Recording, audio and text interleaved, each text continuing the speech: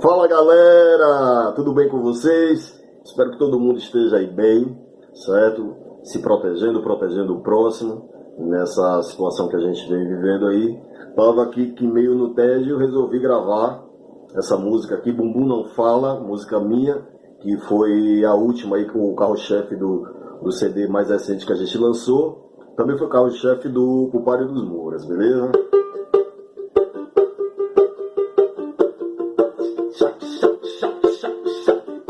De longe eu vi você, tão linda assim, e o seu bumbum falou pra mim: para de loucura, jovem, bumbum não fala, tu tá fissurado viajando nessa gada. Aí meu brother, aí é cheque, quando ela passa sempre repete.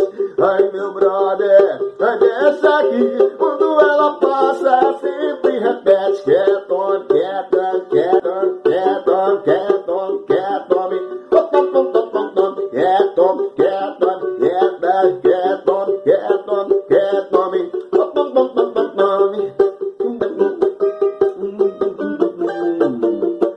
Gostosa, né?